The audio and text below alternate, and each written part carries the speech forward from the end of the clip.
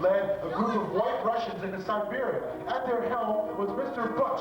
But Mr. Butch complained the climate was too cold for him and demanded to be sent home. The American Expeditionary Force retreated in tatters, a failure. 1921, the lingering influenza epidemic, which laid low half of the eastern coast of the United States, also lays low Mr. Butch.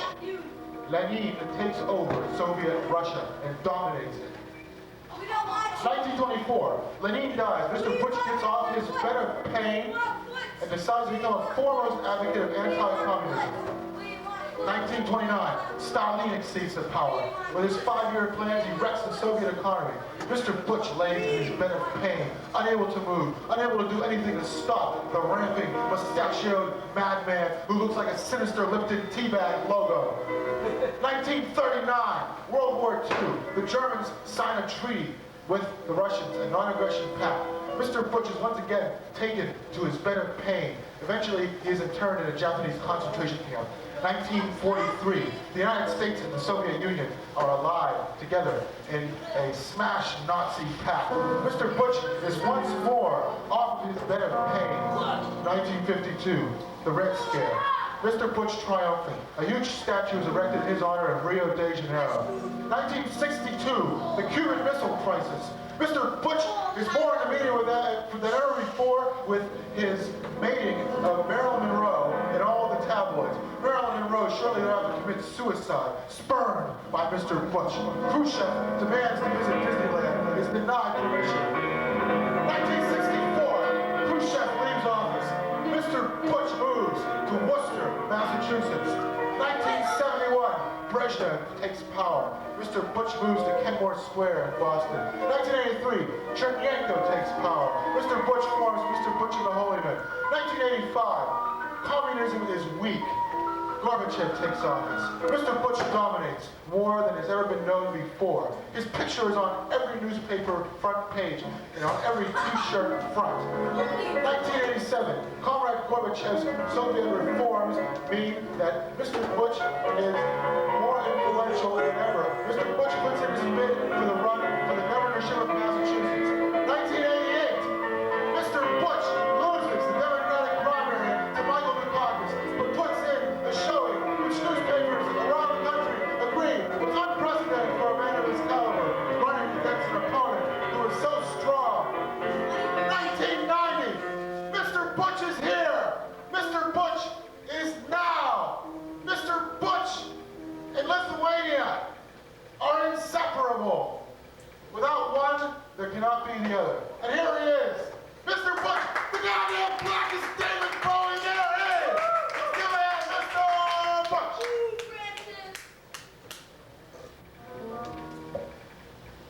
Ha ha ha. Party ha ha. So funny I forgot to laugh.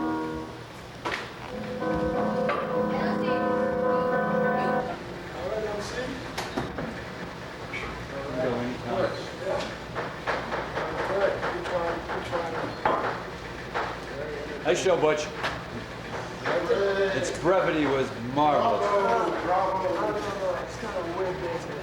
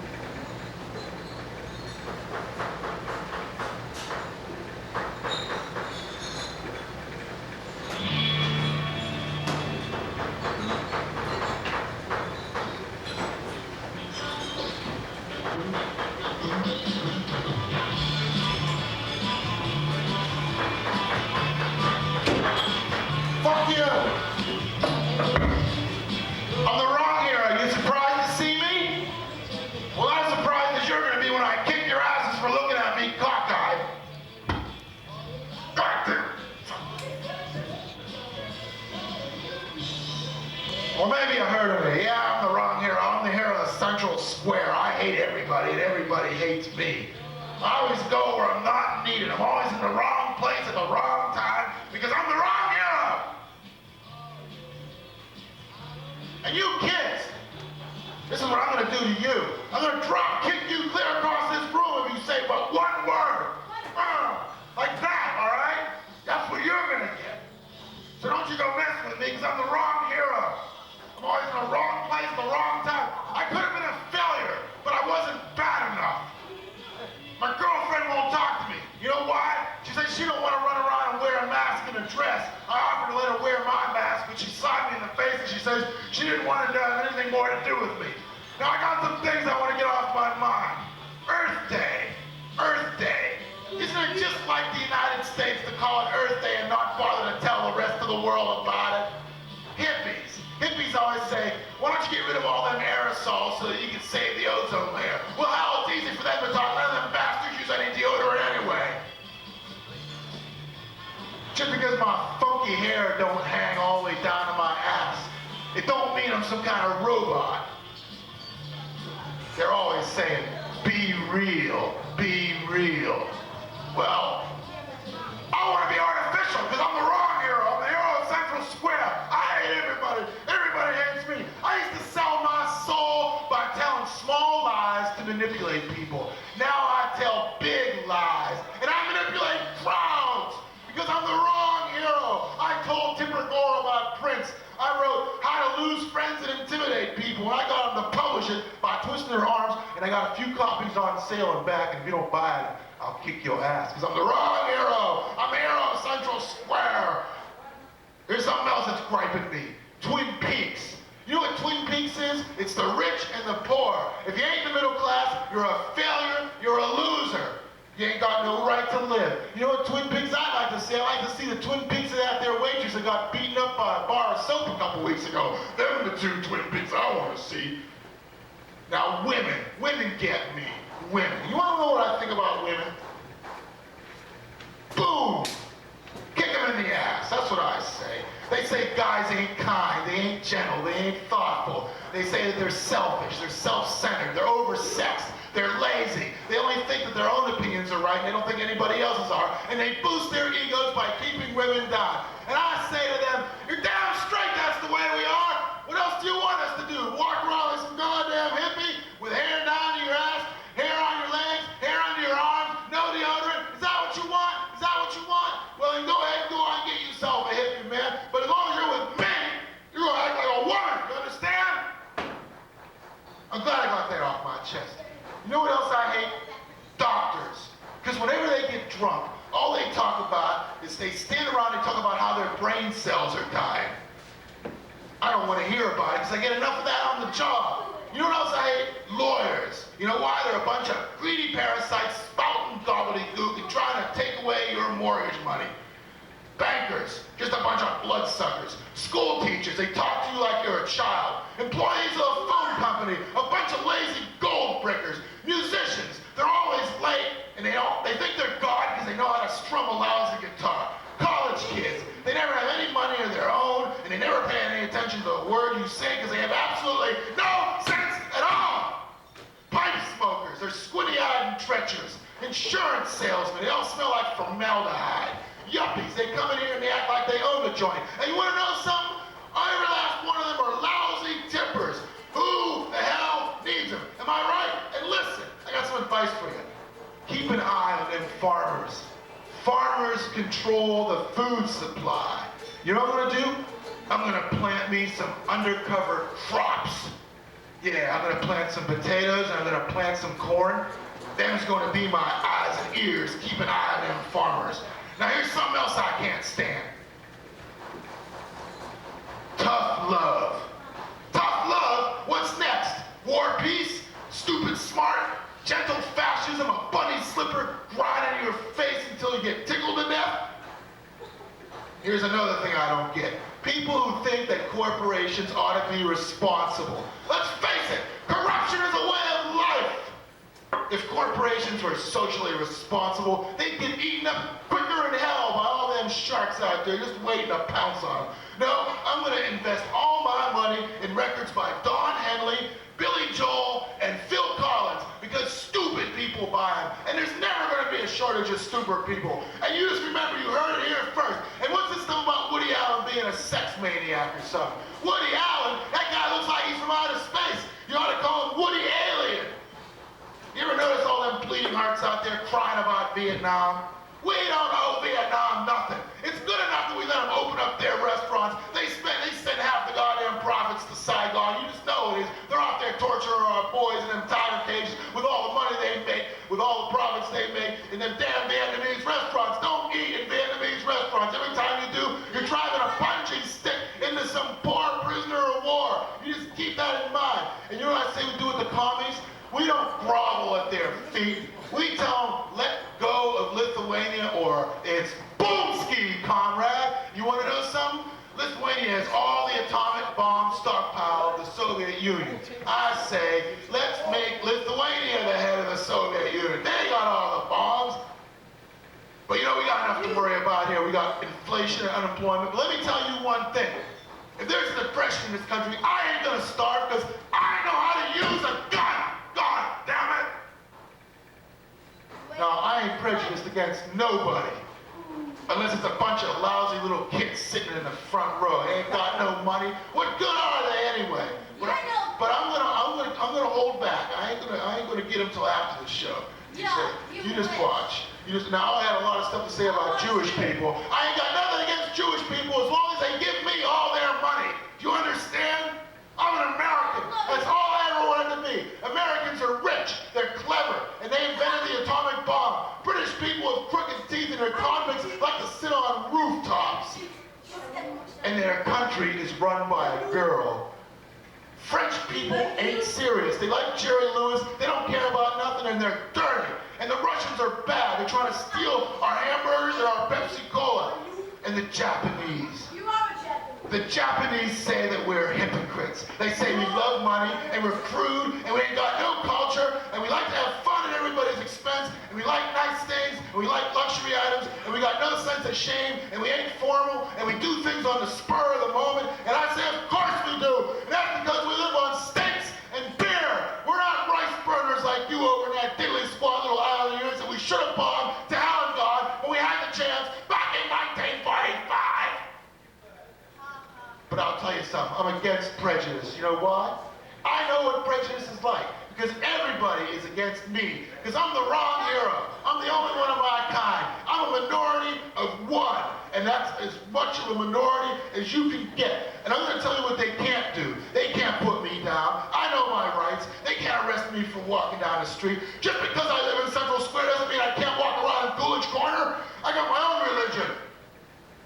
And you know what my religion is? I slander all the other heroes. Spider-Man, he hugs his wife with 8 arms. Teenage Mutant Ninja Turtles, turtles cause disease, man. Get wise to yourself. They cause disease. I'm going to open up a whorehouse. On the 2nd floor, there's going to be Wonder Woman. On the 3rd floor, there's going to be Lois Lane. And on the 4th floor, there's going to be Indiana Jones for all you little boys out there. Because I hate heroes, and I slander them every chance I get. Now, if I want to get my kids to dress up to look like me, they can't do a damn thing about it. If I want to stand here and talk to my friends, they can't stop me. If I come to work dressed like this, they can't say a thing. If I want to go on TV and educate the nation's youth, just like I'm doing right here, right now, they can't stop me. If I want to run for public office on the Wrong Hero platform, they can't keep me off the ballot. I ain't no slave to fashion. I'm against everything else. I hate Wall Street. I hate labor unions. I hate scabs. I hate poor people. I hate farmers. I hate welfare chiselers. I hate businessmen. I hate commies. I hate army officers. I hate radicals. I hate conservatives. I hate New Yorkers. I hate Southerners because they want to make me their slave. I hate Northerners, I hate Texans, and I hate university professors, and I ain't even caught my breath yet, so you just hold on right there. And most of all, I hate people from New Zealand. Because they think they're smart, and they ain't. Listen, I got a lot of questions I want answered. And if this mask slips off, you're all going to die because nobody can see my true face and live. I got a lot of questions I want answered, and by God, I want them answered now. Why don't they make the sidewalks wider? I ain't gonna pay a penny in taxes until they do. They can go and whistle for their money. They're gonna open up a factory in this town and hire a bunch of foreigners, foreign agitators, anarchists, plotters, traitors. What I wanna know is, what's wrong with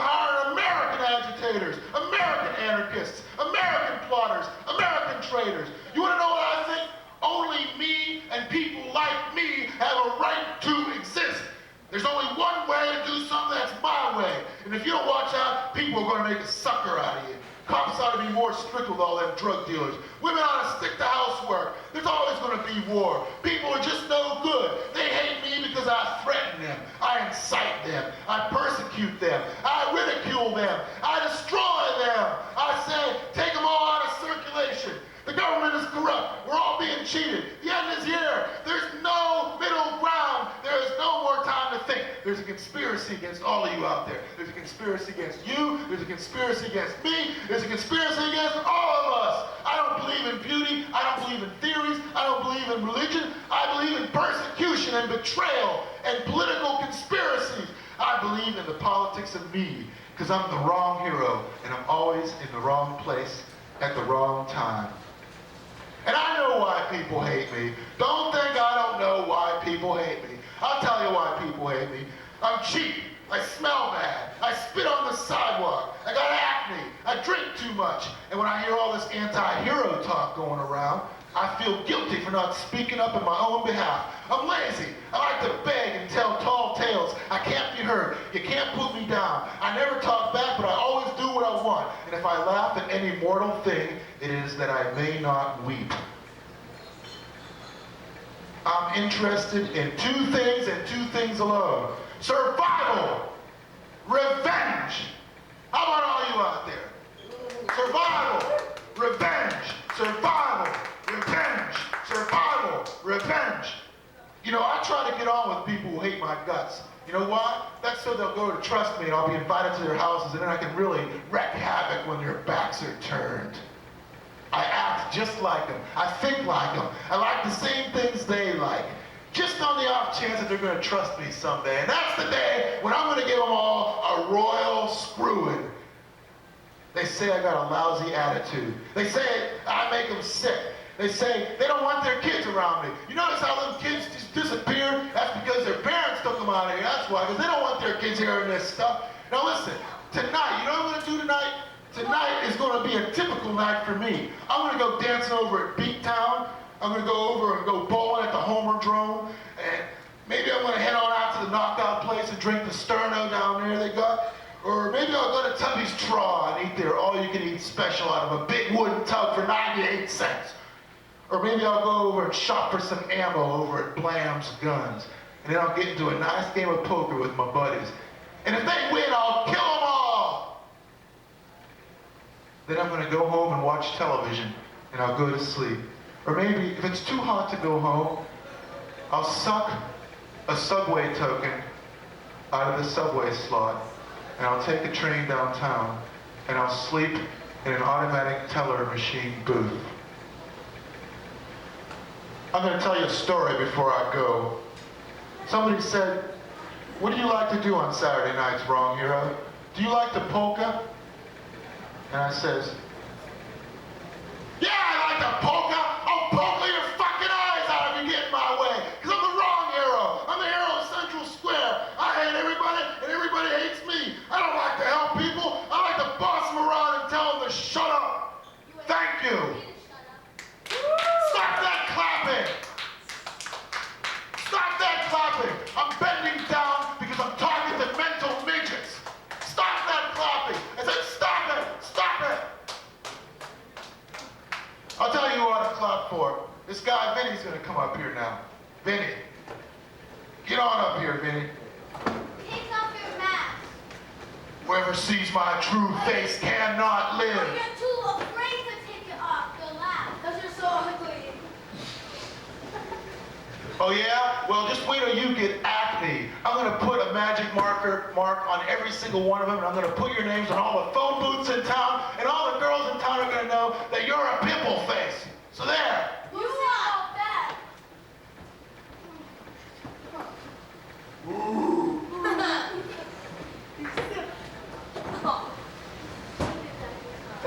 That was excellent. Let's hear it for the wrong hero, whether or not he likes applause or not. Yeah! Come on, that was good. Look at that Angelo. Alien. That Earth head. E.T. E.T. going home.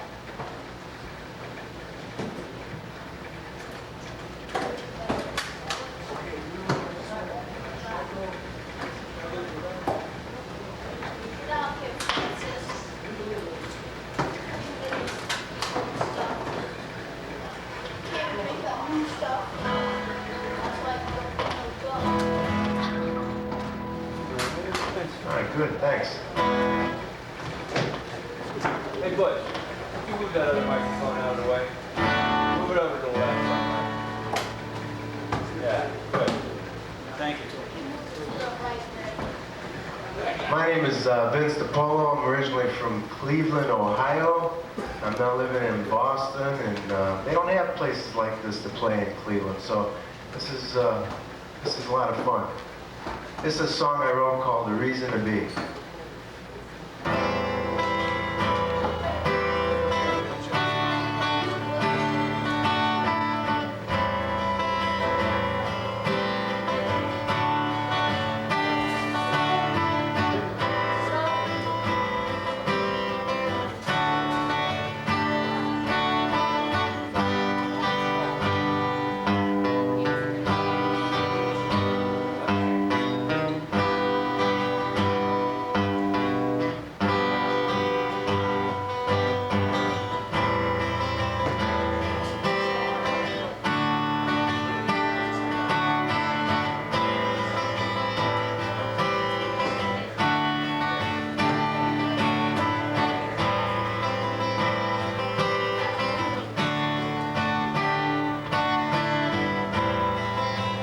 If I was to leave you, maybe not today. If I ever told you, don't beg me to stay. For life is but a circle. Believe me, for I know. Kiss the day goodbye, love, and never let me know to dream a dream that's not what it seems.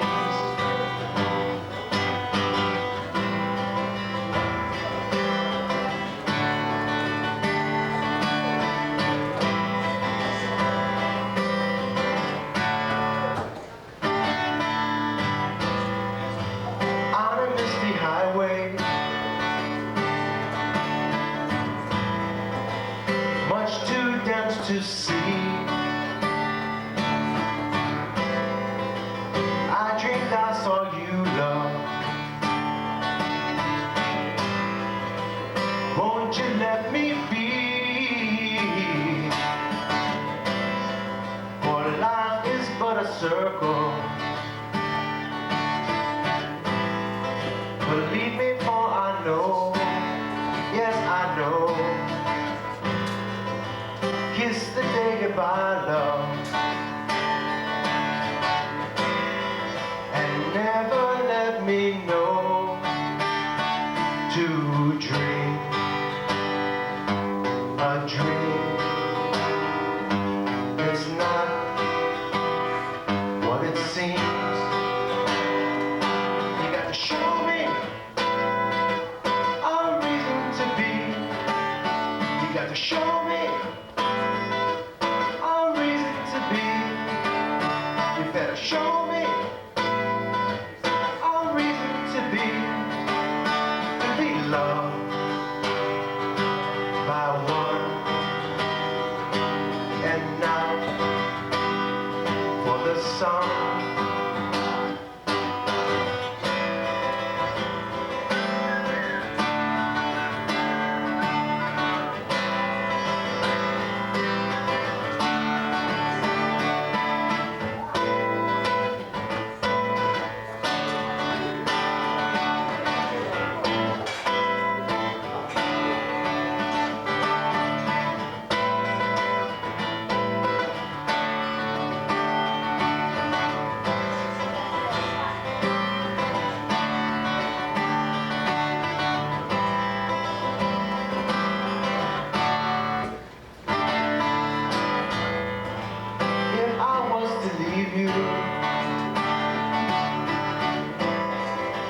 Maybe not today.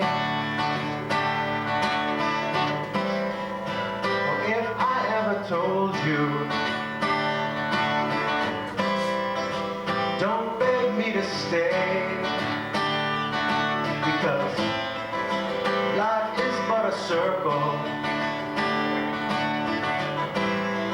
Believe me, for I know. Kiss the day goodbye, love. And never, never let me know to dream a dream. It's not what it seems. You gotta show me a reason to be. You gotta show me a reason to be. You gotta show me a reason to be.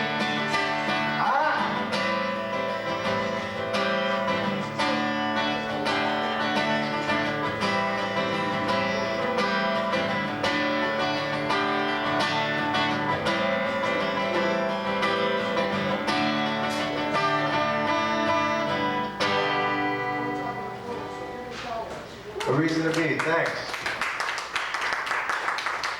Thank you very much. This is a song called Take a Look at Yourself.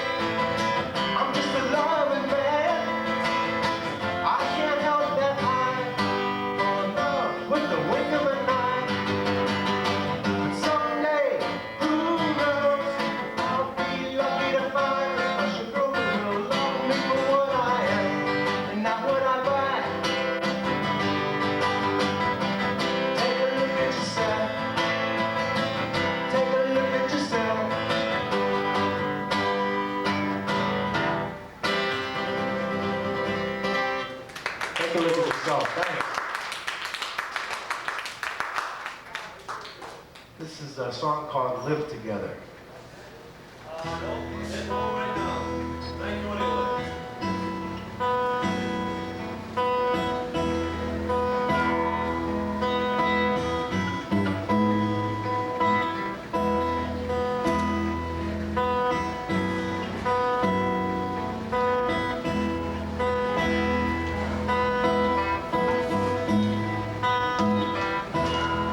So you say you want to live together.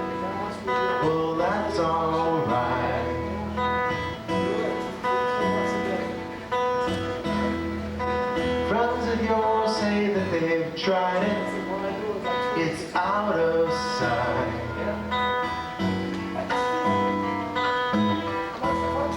You say you want to live with me, so that we can live happily. So you say you want to live together, well that's alright.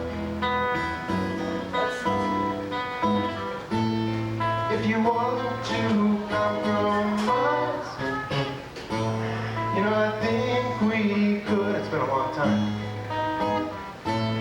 And as I look into your eyes, I know you're the only one for me.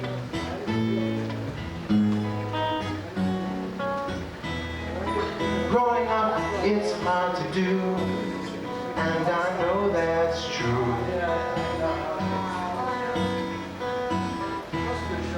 People sometimes just don't think what they ask of you.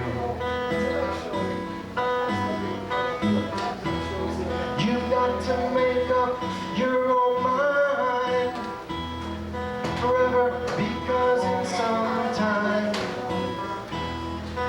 everyone's got their own life to live, and you know that's right. I'll turn out the light. If you want to compromise, you know I think we could. As I look into your eyes, I know you're the only one for me.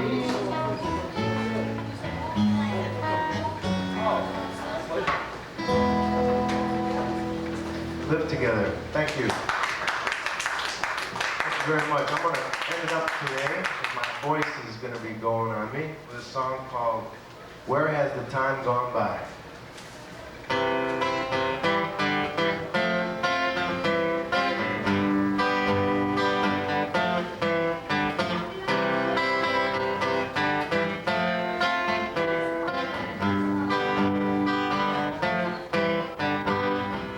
Every time when I look at my face in the mirror, you know the lines get troubling. Every time when you speak, no, don't talk softly. My hearing's already spent. Every time when I walk up the steps, I get winded. I'm almost there. Every time when I comb my hair, there's hair there. Here, there, and everywhere. Where has the time gone by? You know it makes me wanna cry.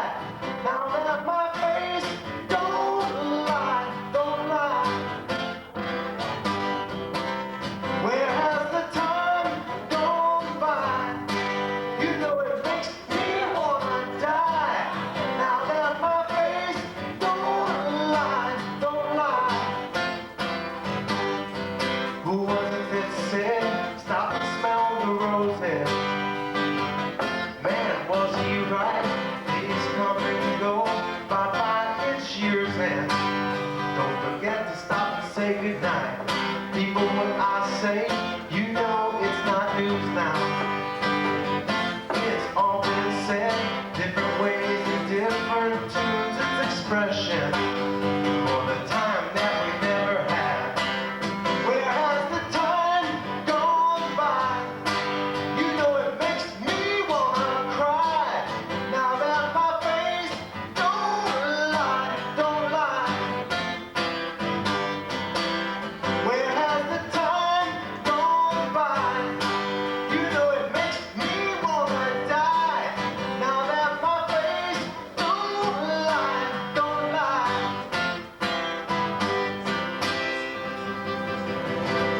Where has the time gone by? Thank you very much. You're very kind. Thanks.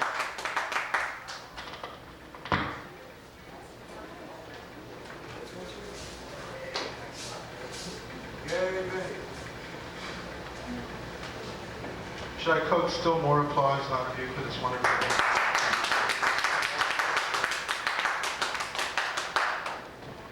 You know, you're all doing me a favor by coming out here, because the fact that you come out and watch our performers gives them a reason to live.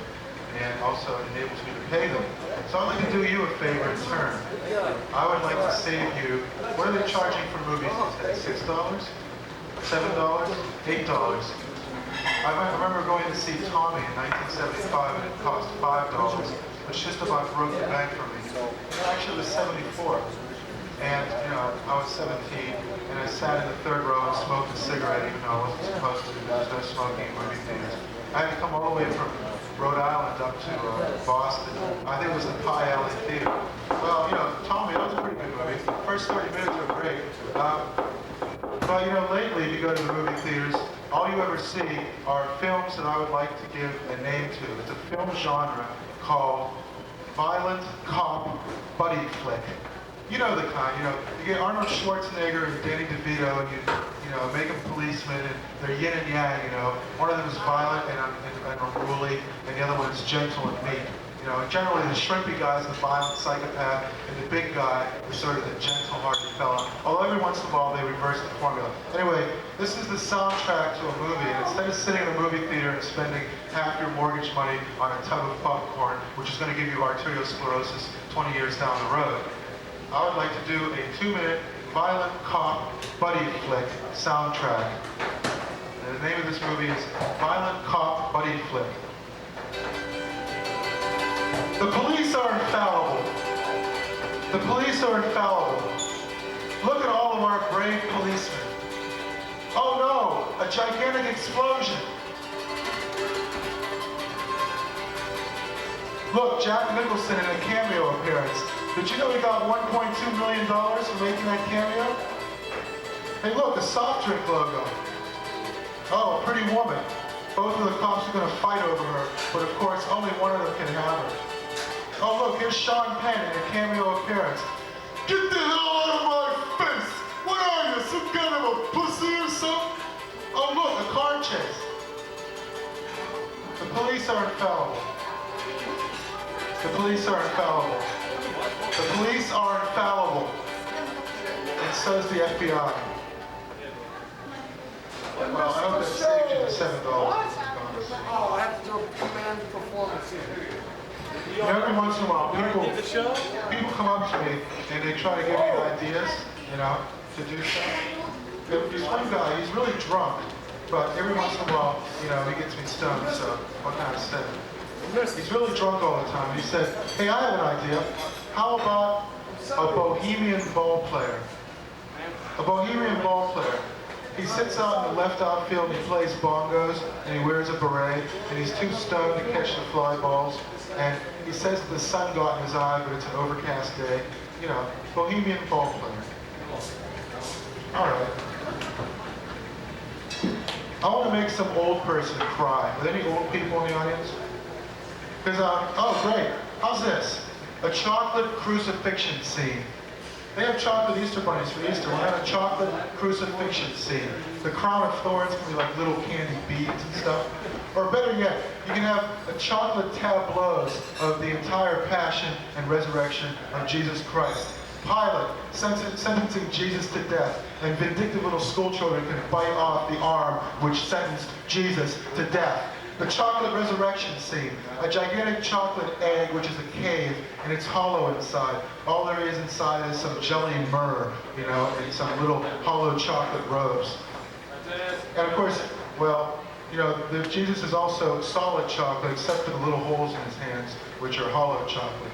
Oh well. You know, there's this, Andy Griffith's going to do this new detective show. It's about this detective with stomach problems. It's called Maylocks.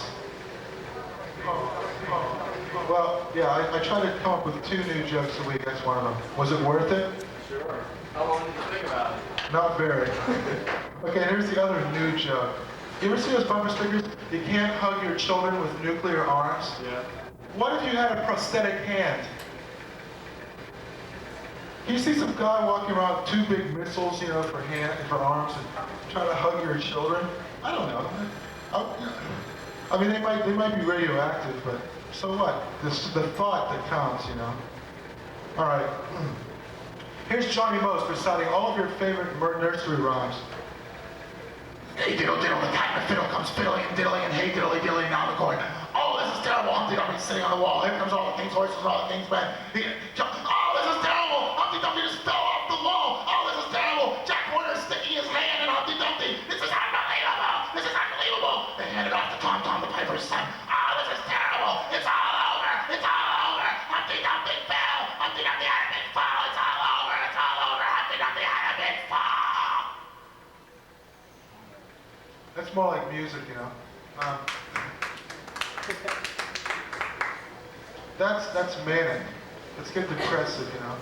Every once in a while, people will think they're clever, and they say, "Oh, here comes Francis the talking mule." Well, you know, mules work hard and they never complain. So, I'm not a mule. But maybe I could be Francis the talking drug mule, and I could try to smuggle hashish into Mexico. Well, that'd be kind of stupid, wouldn't it? Try to smuggle it out of Mexico. Oh, here comes customs. Oh.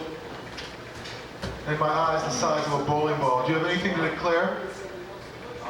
I have nothing to declare but my genius, man. Hey, you've heard of Nathan Hale, right? You guys know who Nathan Hale is? He said, "I regret that I have but one life to give for my country."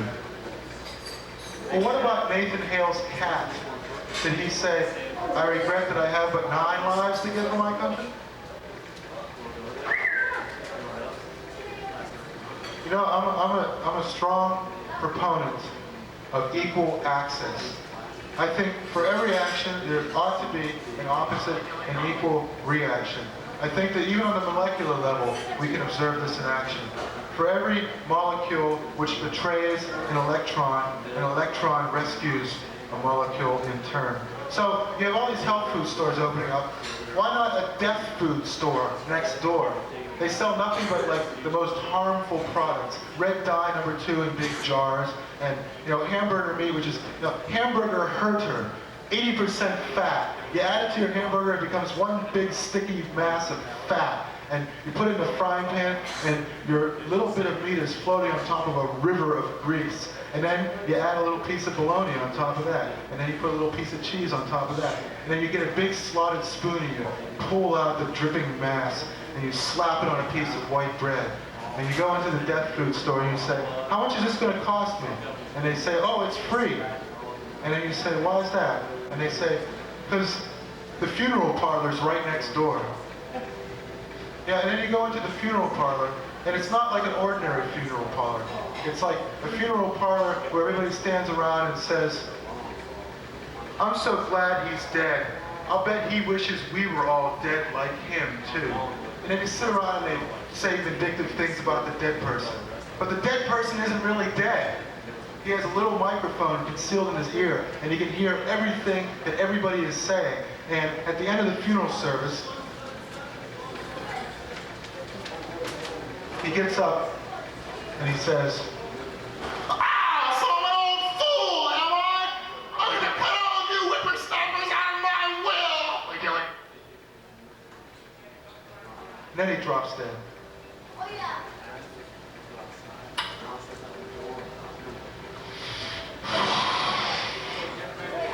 You know, we have this drug problem, right? But really what it is, it's a medicine problem. Because when people that we like use drugs, they're not really using drugs, they're using medicine. And when people we don't like use medicine, they're not really using medicine, they're using drugs. So in other words, they want to take the drugs away from the people who use it for medicine. So why don't we take the medicine away from the people who use it for drugs? Get all those cancer patients. Let them bear their pain like a man, goddammit. Get rid of medicine. Throw the entire pharmacopoeia in the bottom of the ocean. We'll all be better off. Because, you know, drugs are something that you take when you don't feel so hot and you want to feel good. And medicine is stuff that you take when you feel lousy. You know, when you want to feel better. I mean, there's no real difference, you know. So, and the thing is, you know, this drug war thing. You know what Woodrow Wilson said about wars? He said, once this country gets involved in a war, you can kiss social reform goodbye. Freedom of speech will be greatly limited in the course of such a war. And that's sort of what's happening now. And it's not like the Colombians are sending cocaine to us and we're saying, no, I hate cocaine, I hate it, no, You know, because if we did that, there wouldn't be a drug war, there wouldn't be a drug problem, you know? It's our fault. It's our fault. It's not the Colombians' fault. It's not the Panamanians. It's just, it's all covered. They're just using them as scapegoats, you know? I don't know, that's not funny, is it? But I'll tell you something. Some people say alcohol is their medicine, and some people say marijuana is their religion. I say, heroin is my universe. No, not really. I had a chance to horn some heroin once, but I turned it down. You know why? Because all this anti-drug propaganda did get to me, you know?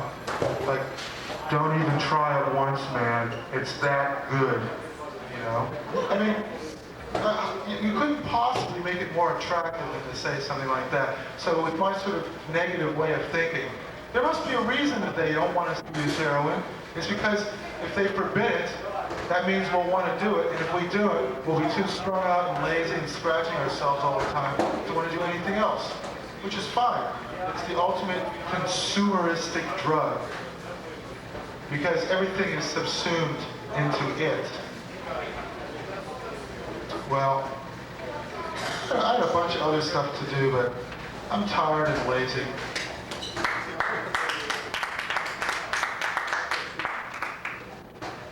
But let's talk about the president for just a minute.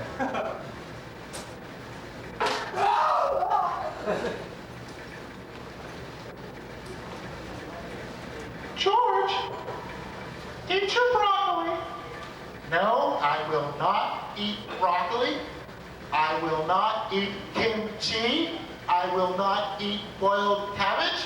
I will not eat liver in strawberry sauce. I will not eat basil.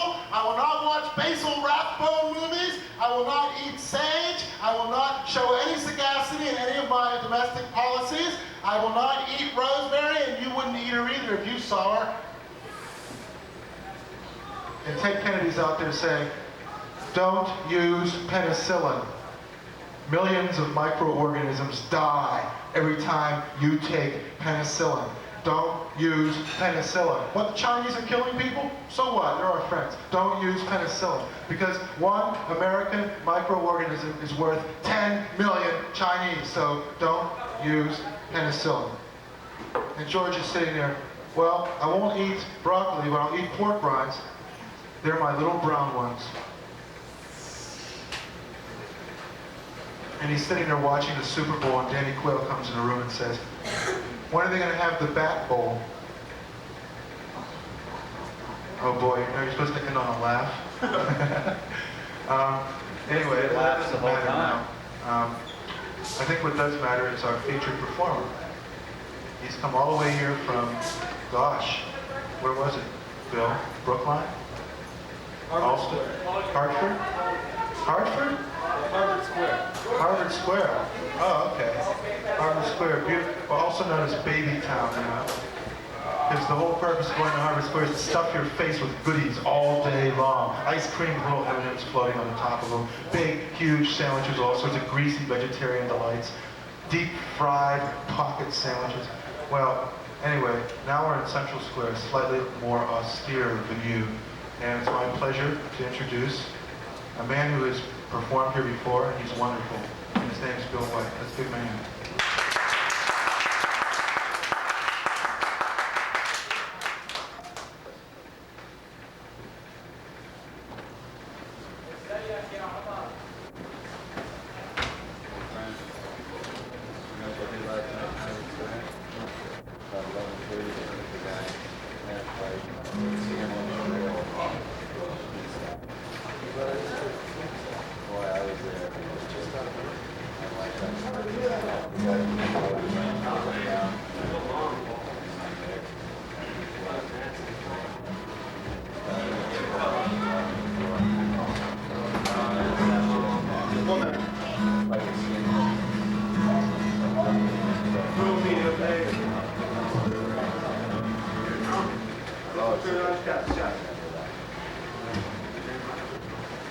Testing.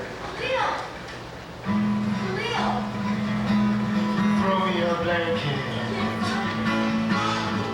I'm colder than anybody in this room. I've been staying up for days and still it seems too soon to get any rest, 'cause you're still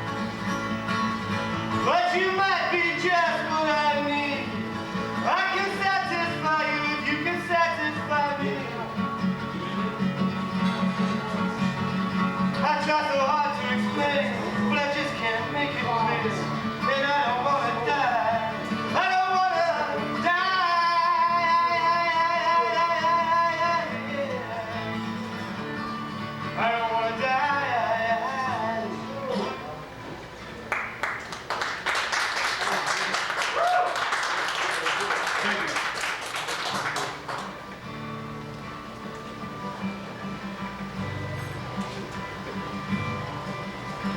made this mistake before with a girl named Christine. Cried in her arms and she comforted me. And then I told her I didn't love her, but that wasn't true. I did the same thing to her that I'm doing to you. And there's a curse on my heart, there's a curse on my head. There's a curse on my home, there's a curse on my bed. Pulling you closer, I just can't resist. Telling you secrets about another night like this, where the wind was in the hollow and the smoke came through the trees. I loved her with a fever that brought me to my knees. I don't know if I took her for better or worse, but ever since that night, I've been under a curse.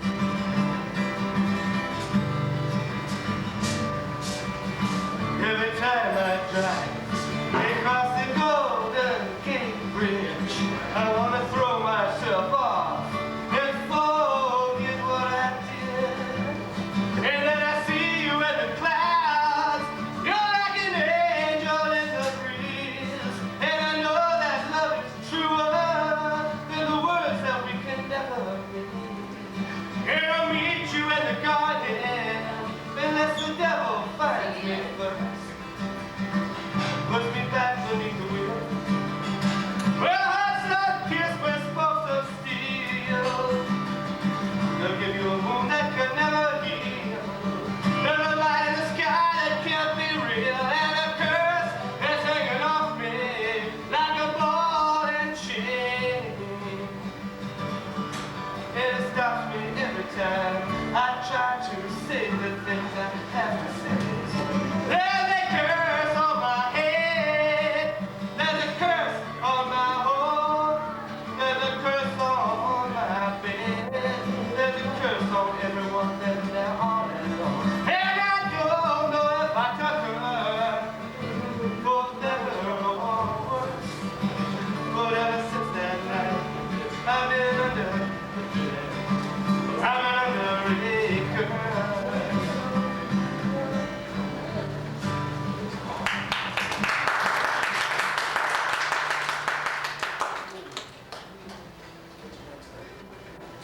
See you next week. Hear the guitar okay? See you next week. Show wasn't I finally got the money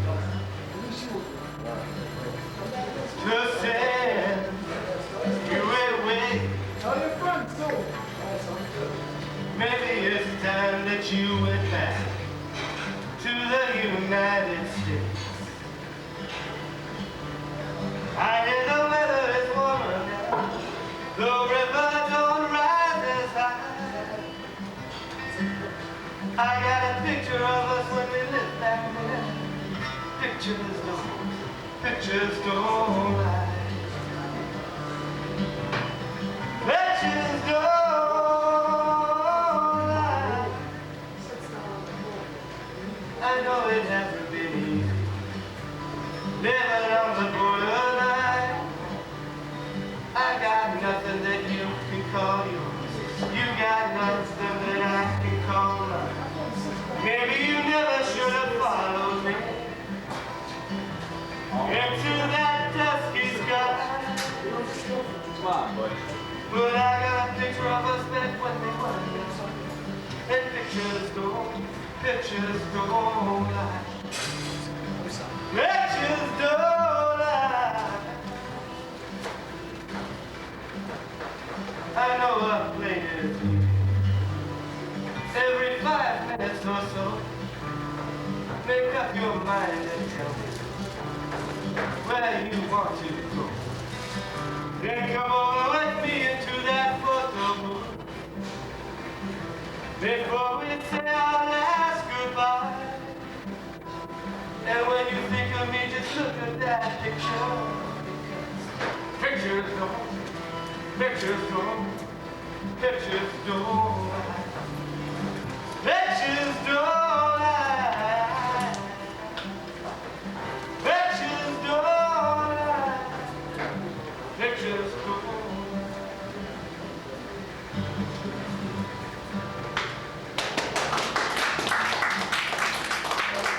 Okay, this next song, a lot of people fall in love because it's the easiest thing to do. But sometimes some people do it because it's the impossible thing to do. And that's what this song is about.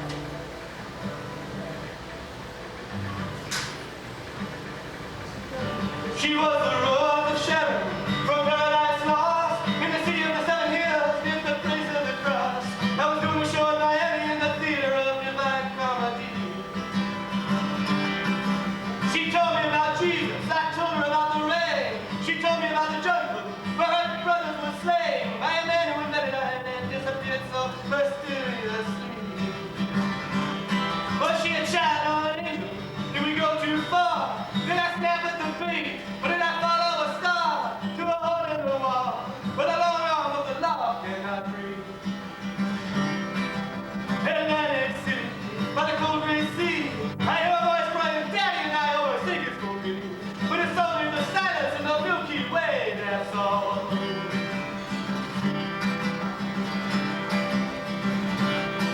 Did you ever have a dream you couldn't escape? Never meet your accusers, face to face in the rain. She had cold brown eyes, I won't forget as long as she's gone. I was well connected, but her heart was a snare, and she had left me to die in there. I was going down slow, just barely staying alive. The cry of the peacock, the flies in my head, ceiling fan broken, there's heat in my bed. Street man playing, mirror my God to thee.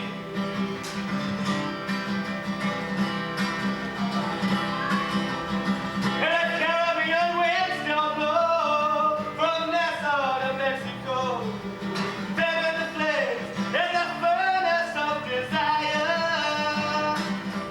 And the distant ships of misery on the iron waves so bold and free, bringing everything that's dear to me nearer to the fire.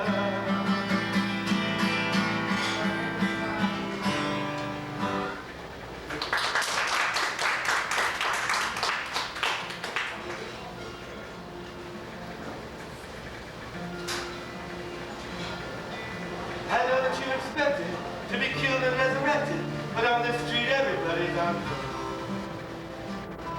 So I embraced the thing I feared, and then my conscience disappeared. You lay a vicious bet against my soul. It wasn't a kiss, it was a kiss off. It wasn't a fight, it was just silence in the night. Don't tell me you love me, 'cause I don't believe you. I didn't want to, but I had to leave.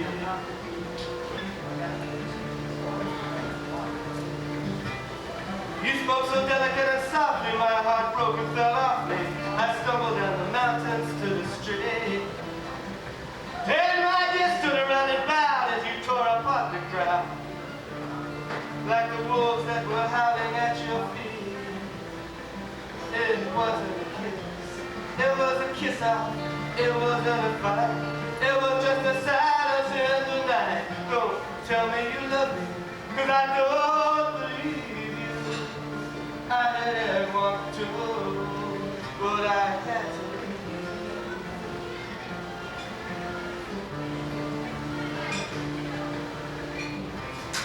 I just didn't want any part of the world when it got dark, but still I got lost inside there.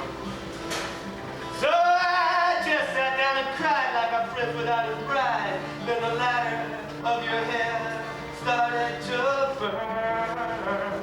It wasn't a kiss, it was a kiss off. It wasn't a fight, it was a silence in the night. Don't tell me you love me, 'cause I don't believe you. I didn't want to, but I had to leave. I didn't want to,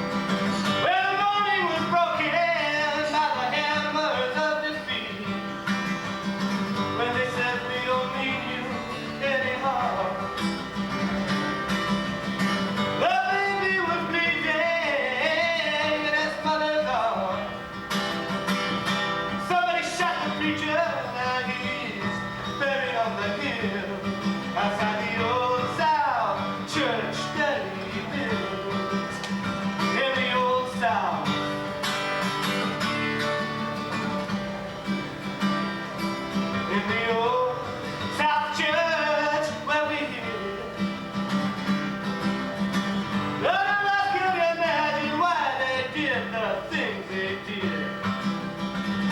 There wasn't any freedom for the shooting to start.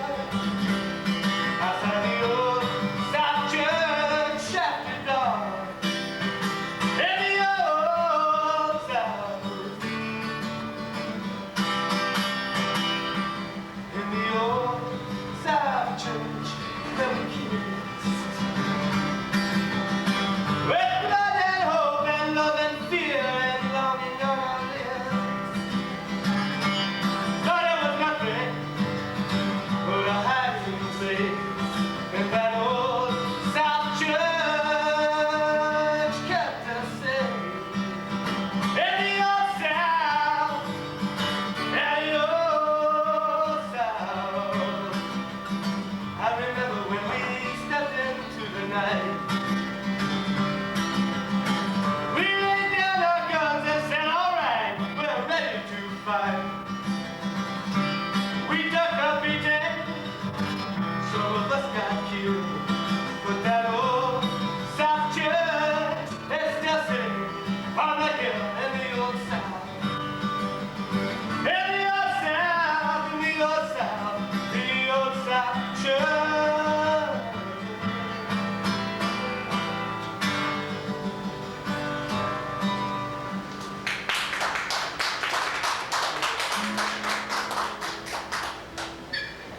We got a channel on TV now that's it's a war channel. You can tune in anytime and watch newsreel footage from World War I, World War II, Vietnam, any war you want. Plug right in. Then you can turn to the news and they tell you there aren't any wars going on anywhere. And you can go down to Boston, downtown, anywhere. This song is about what you get out of watching television and reading the newspaper at the same time. He's broke out in Dublin town in China sees patiently.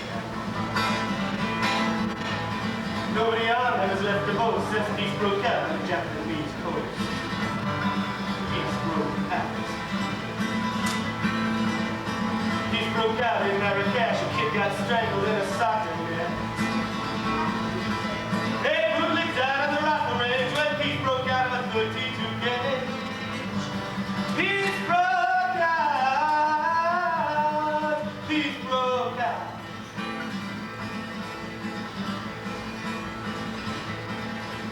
I don't think it's funny, don't be naive. That's none of my talk from the heart on my sleeve. I can make you cry, I can make you laugh, but peace will break out of my mask. Peace broke out. A nuclear bomb was just an appliance to be used in the pursuit of science. There was nobody going still, they ran when peace broke out in the chain of command. Peace broke out. Peace broke out. Peace broke out in Ecuador, 30 miles were found in the prison floor. They cut the wire, they freed them all when peace broke out in the Berlin Wall. Peace broke out. Peace broke out. Peace broke out. Peace broke out in the Pentagon, in the Kremlin Hall. Peace marches on. 200 freedom of peace in the tabletop. Peace breaks out like a foraging hawk. Peace broke out.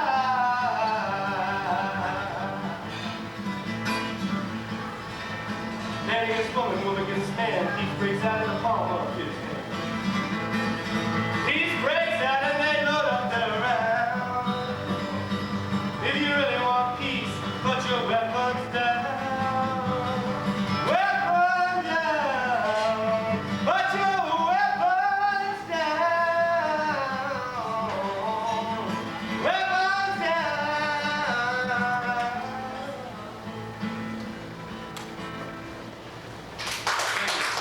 I think that's how we put that up. So I have one last song to do. A song that the powers that be tell us is becoming obsolete, but I doubt it. There'll be no Homer to remember your heroics. No future generation to immortalize your time.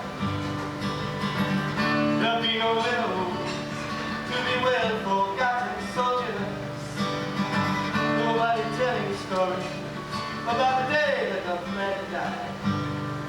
She got 5 seconds for midnight. Turn back the clock while there's still time. 5 seconds to midnight, and it's midnight strike. Oh, it's midnight strike. There's no one to remember the smile of Mona Lisa, the sight of Charlie Chaplin walking lonely down the road. No one to remember the last great speech of Malcolm, the life of Martin Luther King, or the story of Tom Jones. She got 5 seconds to midnight. Turn back the clock while there's still time. 5 seconds to midnight, and it's midnight strike. Whoa, it's midnight strike.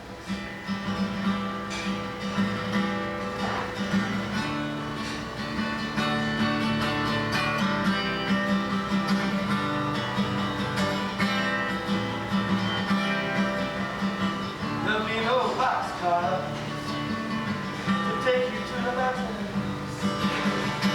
No television broadcast to tell you what to do. And there'll be no shelter when the bombs start falling. No time to tell your loved ones how much they need you. She got 5 seconds to midnight. Turn back the clock while there's still time. 5 seconds to midnight, and it's midnight strike. Whoa, it's midnight strike. Oh, it's midnight, midnight, midnight. Oh, oh, oh, oh, oh, it's midnight strike.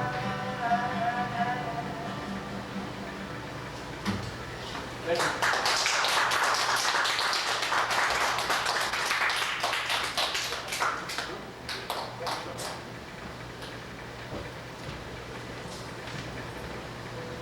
Breathe in, breathe out, breathe in, breathe out, breathe in, breathe out. In your heart. This is Mr. Bill White. Let's bring him back a couple more.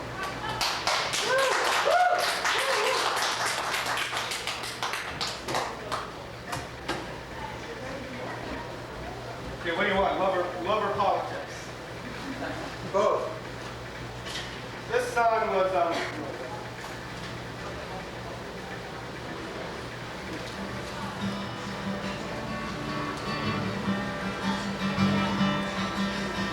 you're never gonna see your mama again. She died when you were young. You got to get your mama back to prove you are the son. You left your mama to the parade. You think it's gonna be fun. You learn to fly the aeroplane. You learn to win the gun. Your little heart, your little heart, your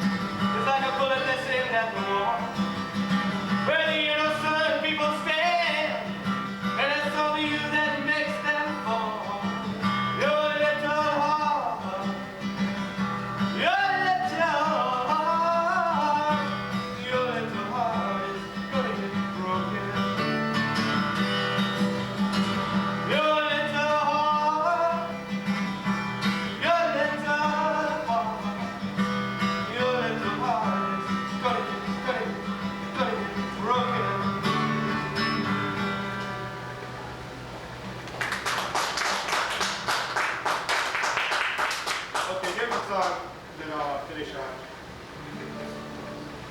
It's a soft, romantic ballad. It's about a young man. After a night when his artistic dreams are shattered right in front of the girl that he loves, he knows he's lost her forever, so he runs home and tries to write a song to impress her in desperation, knowing that it's not going to help. So the next morning, he knows where she's going. She's on her way to work, so he intercepts her. Gets her up against the wall with the song and starts yammering at her. And doesn't do any good. Because at the time that they parted that midnight, and that dawn, when he saw her again, she's already found another man.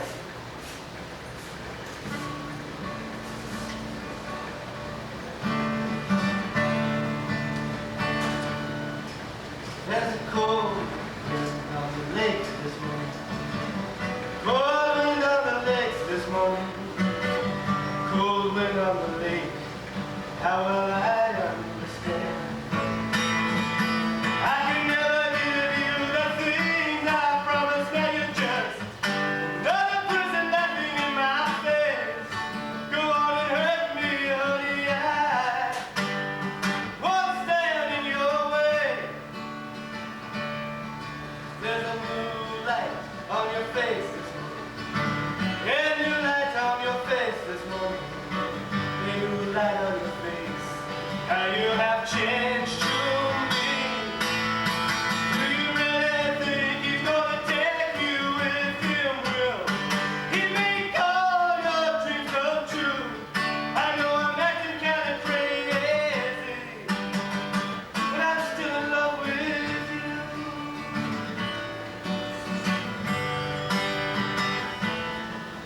There's a cold wind on the lake this morning. Cold wind on the lake this morning. Cold wind on the lake.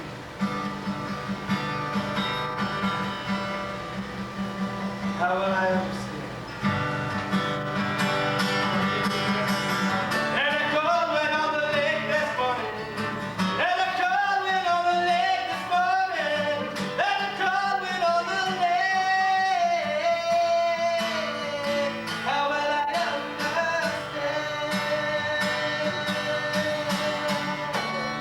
Thank you.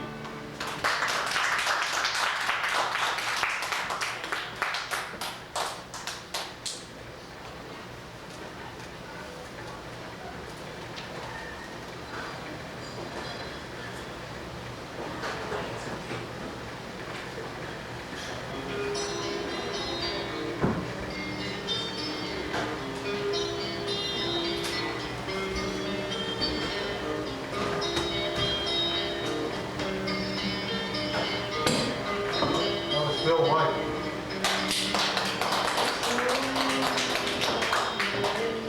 Do we have anybody else who wants to perform as a part of the open mic festivities? Or does that mean I have to do it all myself? Francis, you don't have to do anything. You ever see these MCs at other comedy clubs? Have you guys ever go to comedy clubs? You know, they always have the same spiel. Oh, we got a really great show for you tonight. We got a really great show. Oh, it's just, they're also hyper and stuff. What if everybody acted like this? What if you went into a church and the guy at the door said, our preacher's feeling extra holy today. You know? Hey, that'd be great. You know, what other occupations could you do that with? We got some occupations here. Occupations. Watch me work. Come on. What do you do? You're a framer? Let's see. I framed reproductions of some of the great world masterpieces. You know, hype. Yeah. Well, what do you guys do back there for a living? Well, I know what Bill White does for a living. He blows our mind with his incredible performances. But how about Bill White's friends of Bill White? What do you do, little lady? Oh, you're a fundraiser, huh? We give over 90% of our money away to the charity that we raise it for. You're going to love our charity. You really love it. 90 cents on the dollar. Yeah, show me a charity like that. I got a bridge in Brooklyn to sell. You know, this music is sort of... does anybody know enough about sound to be able to turn that music on? maybe Mr. Bill White can help me. Bill, behind the soundboard, there's a, it says tape. Just turn that, just that one. It's like number 15 or something. Or you can just turn the cassette off altogether. Yeah, that's good. Because I thought maybe it would be nice if you couldn't stand to listen to my odious chatter. At the very least, you listen to Robin Hitchcock. But now it's sort of like contradictory. Yeah, the tape is all the way over there. See where the cassette player is? Now, poor Robin Hitchcock, he's dead. Oh well, what can you do? You know, my room smells like cat piss. But the hell of it is, I don't have a cat. You know, I think I'm going to need that bottle of Moulin Rouge over there. As long as you guys are walking on me anyway. You see that bucket over there? This is like really aggressive comedy. The comic asks you to do them all sorts of outlandish favors instead of telling jokes. Well, okay, you there in the black fringe. You see that bucket over there, over by the corner? It has a big bottle of wine in it. Would you be so kind? It's sitting on that little, no, just the bottle. The water in the bucket I'll drink later on the off chance that there's still some booze in there. But, yeah. Because, you know, this is great though. Because, you know, it's like being in the desert and having nothing to drink but wine. At first it seems to relieve your thirst, but then you get thirstier. So you drink some more. And it seems to relieve your thirst. But then you get thirstier, and you need some more. And you're crawling in the desert, and you see a mirage. It's a McDonald's, and you say, thick shake, thick shake. You know, my neighborhood was really crummy. Last May, in fact, was National Trauma Awareness Month. But because I had such a lousy childhood, I was too frightened to mention it until now. Yeah, you know, they have those fire things where, you know, in case of fire, break glass. Mine said, in case of deprived childhood, shatter storefront window. Which is actually the plot of Do the Right Thing, by the way. Not that I've seen it. Yeah, maybe I should try it for the offensive mantra here. Yeah, my neighborhood was lousy. They had plastic models, they had restaurants, and the restaurants had plastic models of food in the window, and they had plastic models of health inspectors coming to take it away. Yeah, this is the sort of dry humor that you'd pay $12 to see if it were Steve Wright. And you know, we had a lot of clowns in our neighborhood. In fact, they were bad clowns, because I lived in Crime Town. There were no banks in Crime Town. There were no insurance agencies because nobody would insure anything in Crime Town. People in Crime Town didn't have any pizza parlors, so they'd call neighboring cities and ask them to deliver pizzas, and they'd always ask them to deliver them to vacant lots, even though they were starving, because it was Crime Town, and everybody in it was a criminal. And even the circus clowns were criminals, and they used to corner the circus clowns and say, "Don't be a fool, bozo. Throw down that pie and come out with your hair up." I had a girlfriend, you know, back when I was a hippie, I had a girlfriend. That was 15 years ago. I didn't want her to use deodorant. And so she used to have to use deodorant. It got rid of the smell of her deodorant. But she got tired of me, and she started going out with a Hell's Angel, and he used to use odorant. You know what I'd like to get? A Swiss Army wife. The Swiss Army wife, she'd clean your nails and say, "You're a slob." She'd open bottles for you and she'd say, "You drink too much." And always, she'd say, "Why don't you move out of that slum? My coat smells like your slum every time I come to visit you. Why don't you move out of that slum and get a decent job?" Yeah, my neighborhood was terrible. They had back to skipping school sales. You used to go down to the beach. You'd put the sea to your ear and you'd pick up Shell oil. All right, and you know, the street musicians used to do all these weird songs, you know. What do street musicians usually do? They usually do something like "Oh Lonesome Me" by Neil Young. Hey Bill, do you ever do subway stuff? You ever? No? I don't know any Beatles songs. Oh, okay. So they do Beatles songs. Well, what about the Street Beatles and their repertoire? P.S. I love booze, booze. I want to hold your purse. A taste of vomit, vomit. Tasted much sweeter than bile. Dun dun dun. You know. Or if there's a cockroach heaven, then you know it must be a hell of a place, place, place. Or until the fifth of whiskey, I need another dime. Oh, I'm off key. I'm sorry. Yeah, it's because last night I got really drunk, and when I woke up in the morning, I asked my brain if I could borrow my body. And my brain said no. You took it out last night, you kept it out until all hours of the morning, you didn't put any fuel in it. The answer is no. You're grounded, young man.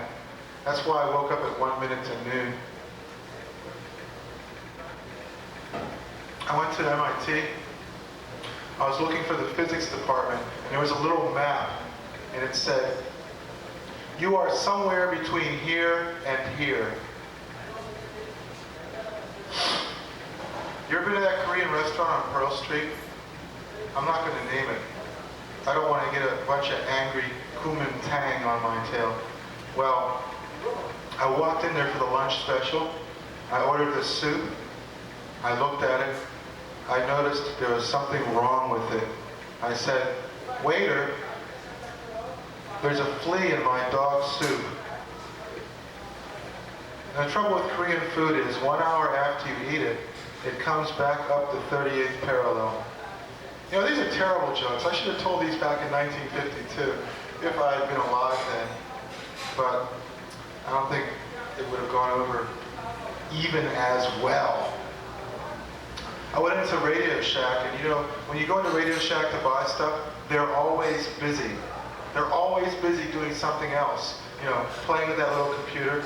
So I was like standing there going, show's supposed to start in 2 minutes, you know, this guy's like diddling with some sort of electronic gadgetry that he was trying to fix on company time. I said, and he said, just another picosecond, please. You ever been to Hubba Hubba? Down the street? Yeah. It's on Mesa. I overheard some people at the counter, they were saying, follow that trend. We'll head them off at the Passe.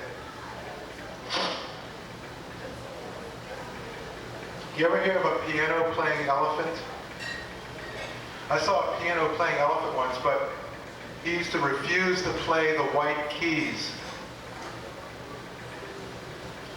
You know, I'm beginning to feel like a real hack, you know. It's wonderful though, because you know, usually, you know, you gotta have a really strong temperament to do this. I mean, in other words, you have to be a little authoritarian prick to like, you know, get up here and be magisterial in your own sort of peculiar way. You know, it's really weird. I'm getting this flash now, you know.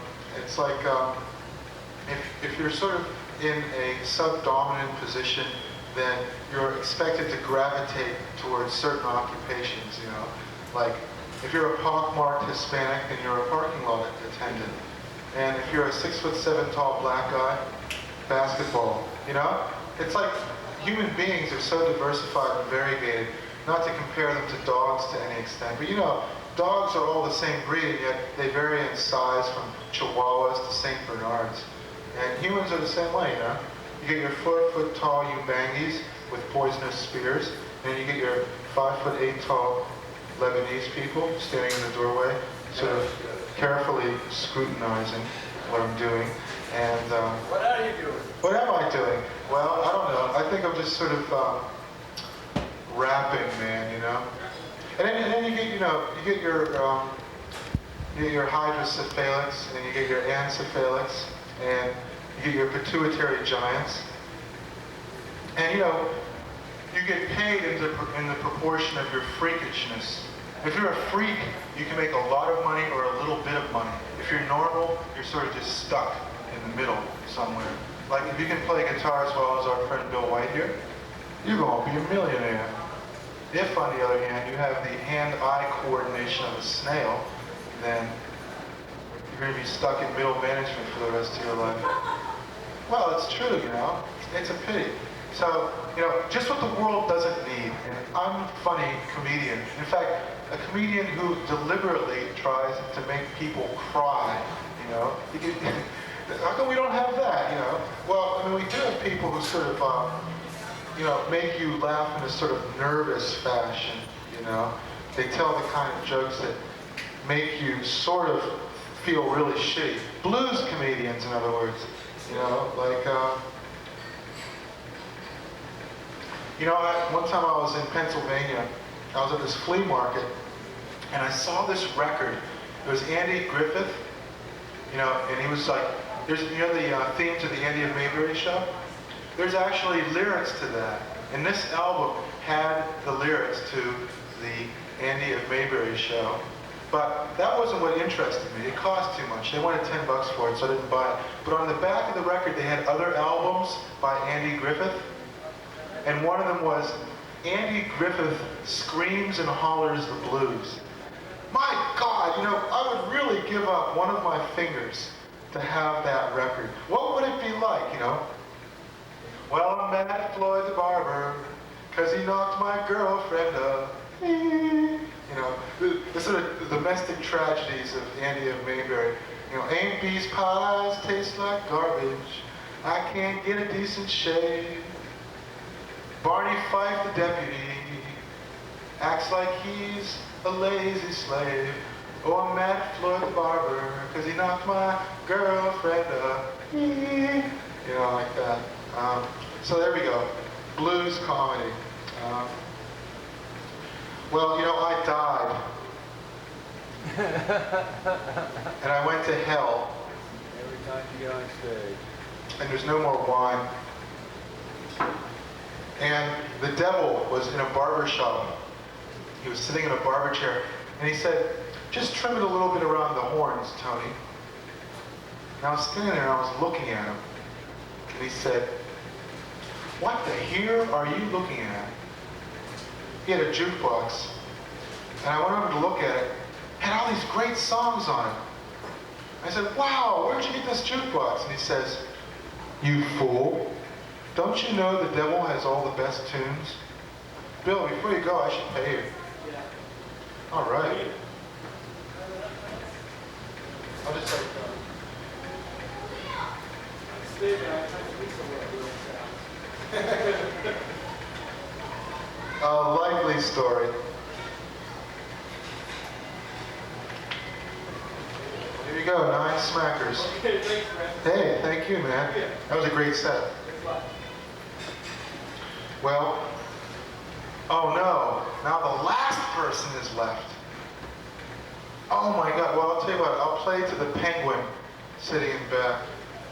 Francis, Yeah? take a break. Take a break.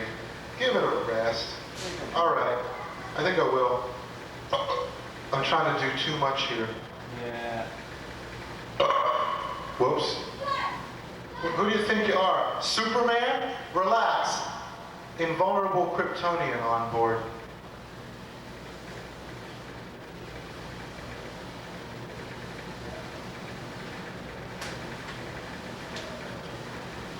The sun is fat. How fat is the sun? Every time I try to make love to the sun, I have to dust it in flour and go for the wet spot. This ends the open mic.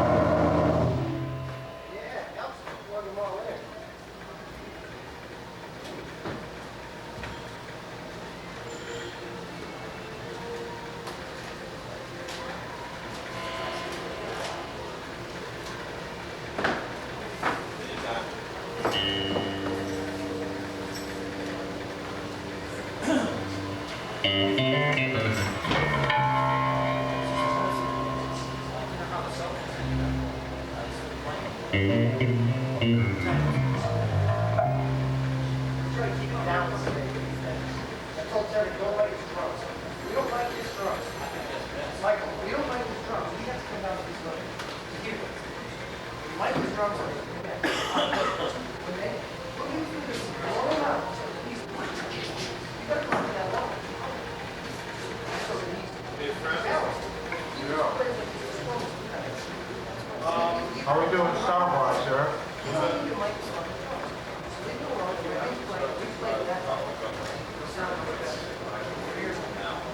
Maybe you should deal with it now.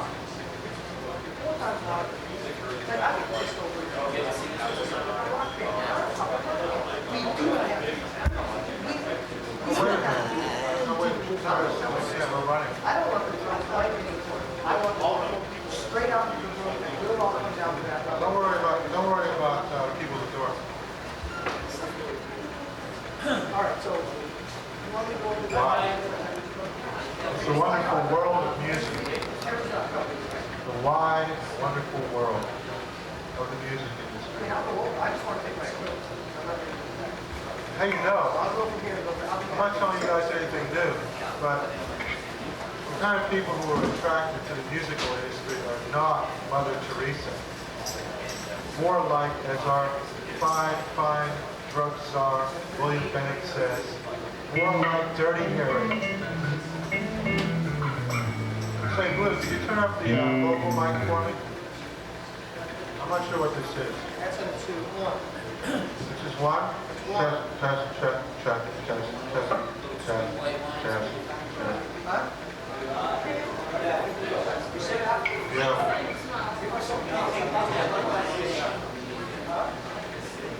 Mike and Spike and his Blues Jam, also known as the Cellar Blowers. Where are you guys playing on Monday? Is it Grover's? No. Great Scots. Great Scots, right. It was announced all over WGBH. Hey, So, Mike. Hey, Mike. Hey, how you doing, Gary? I'll be very naive and suggest you call WGBH and tell them about the Blues Jam here at the Middle East.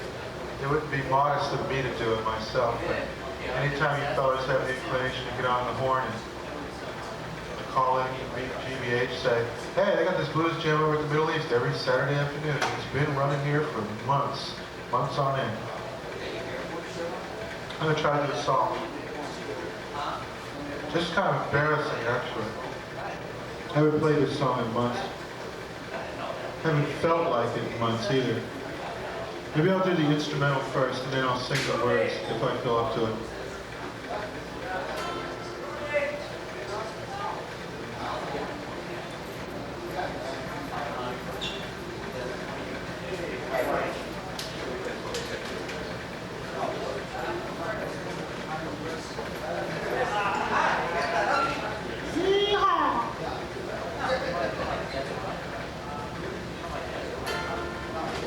Hey, the game's on here. You can have the horn player. Wait for the content.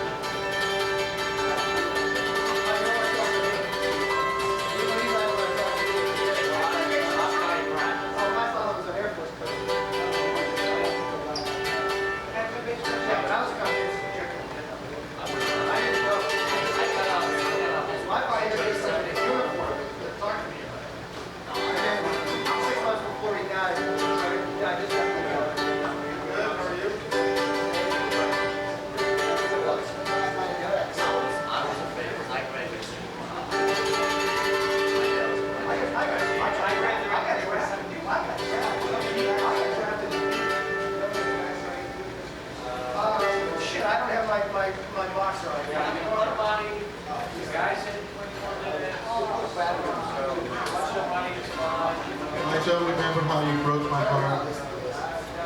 Broke my heart, so I broke your jaw. Nor do I believe that you were ever there. You got the kids, you got the car. Nor do I remember what you tried to do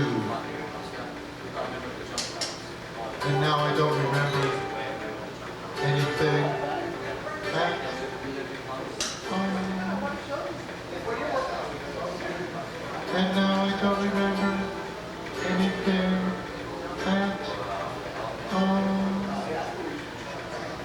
You don't remember laughing when you broke my heart. And now I don't remember anything at all. And now I don't remember anything at all. You don't remember laughing when you broke my heart. And now I don't remember anything at all. Yeah, she called me.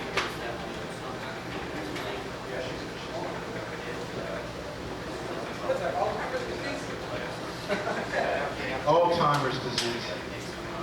Old timers. Let's have an embryonic Alzheimer's disease.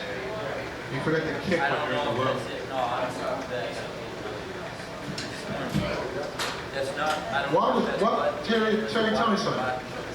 That's all I Why have. do musicians do That's a this? squeeze one air right now. Why do musicians do this? Yeah. Oh, okay. But, well, people step on chords all the time. What are some of the occupational hazards of being a drummer? Cutting your fingers on the cymbals and slapping your finger between the stick and the rim. Yeah, it must be a bitch, all right. You know, you get those big blood bruises on your fingernails, and you go to the manicure, and she's like, blood blister. My favorite. Well, cut some off. We'll have them for dinner. I was thinking of this song by the Minutemen called Corona, and no, that's Weird Al Yankovic. You know. Yeah, he's great. He's got that great. Hey, did you know that the accordion is now the official instrument of San Francisco? The piano accordion is the official musical instrument of San Francisco. All the piano accordion players are real happy about it too, you know? I mean, it's the sort of thing you associate with prisoner of war movies, you know? Some guy sitting there desolately squeezing his squeeze bars. Like that. No, this is My friend lived in Walpole for 8 years. All he did was calisthenics and play rock and roll accordion. what kind of tunes did he play on the rock and roll accordion? Johnny Be Good? How the hell would that go?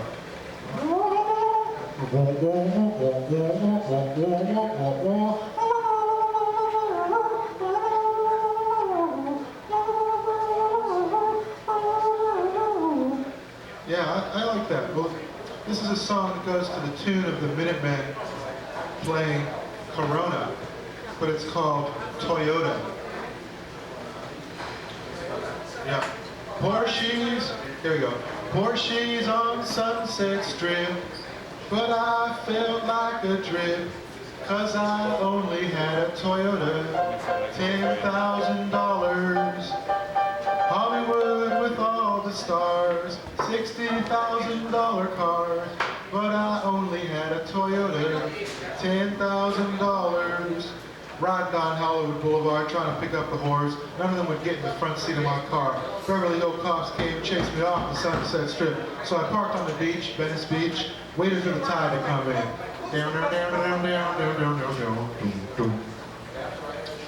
That's Toyota. And what did they say? And I'm out of here. The rest there.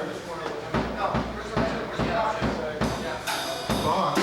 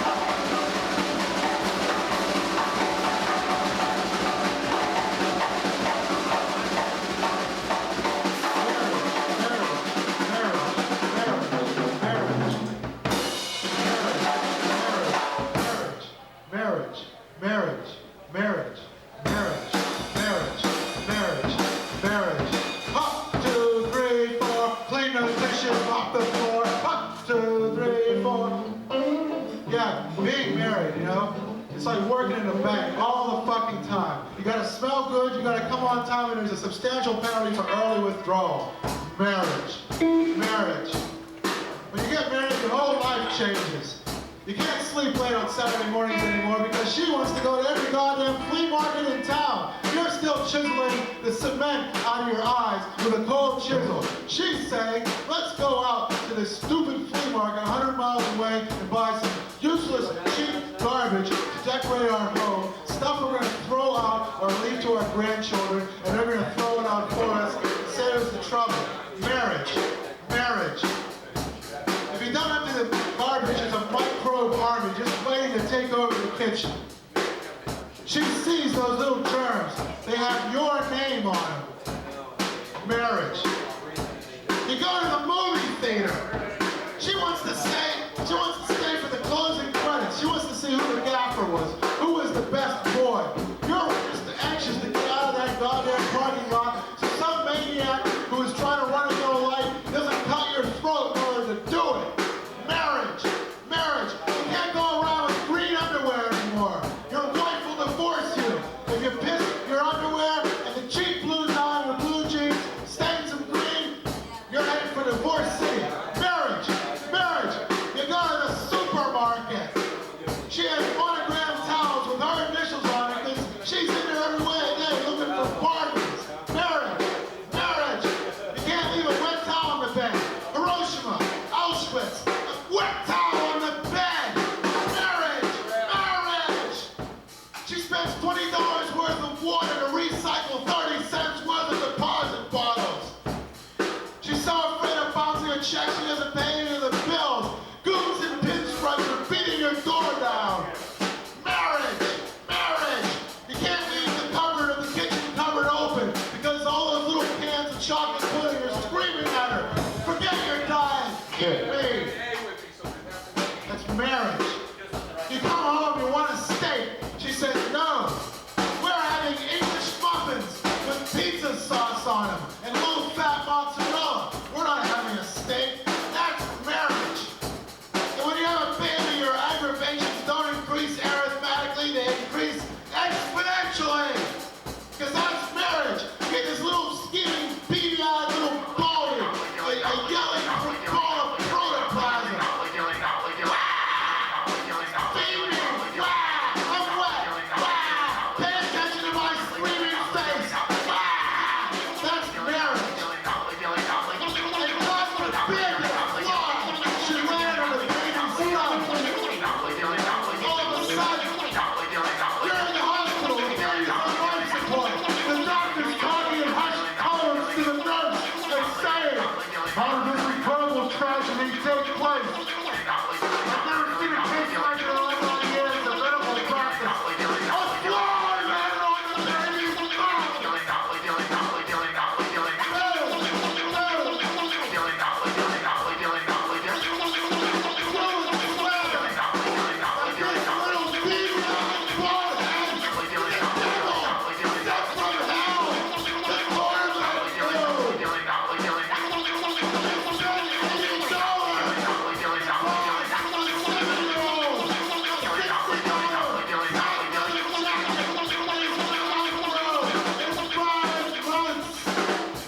Marriage. But if this is your kid,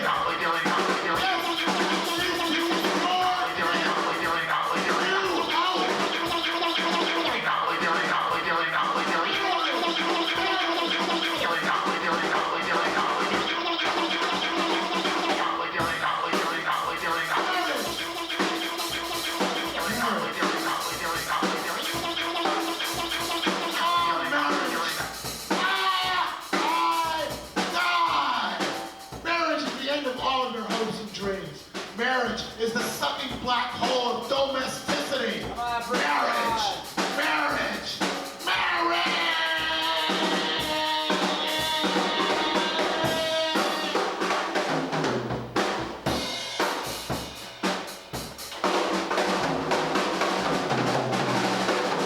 Well, here's some guys who are married to the blues. Mike and Spike in his Blues Jam. Let's give them a hand. Hi. Thank you and welcome everybody. My name is Mike DeSpike with Terry Hughes on drums, Bucky Bear on bass, and our special guest Tim Belandro on guitar. Also Bob Mack on saxophone. Yeah, as long as they don't take it. Hey, Bob. But it's, you know, we'll see what happens. Is that something wrong? Is that what's happening? All right. This the other guy was one like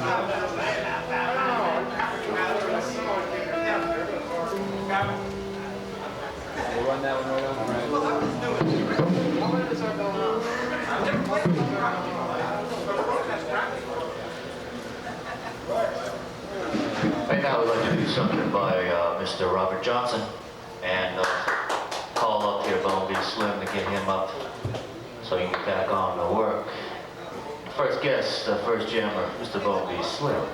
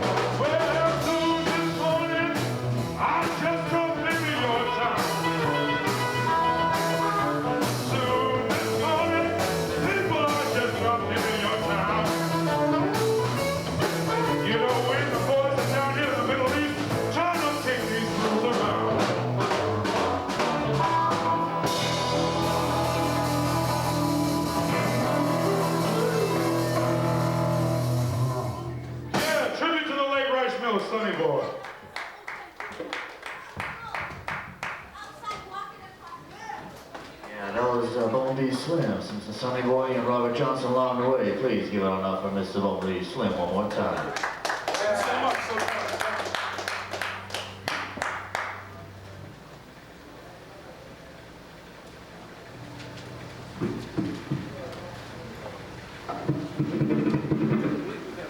I'd like to stay on the track with Sonny Boy Williamson one more time with a thing called Help Me, Help Me.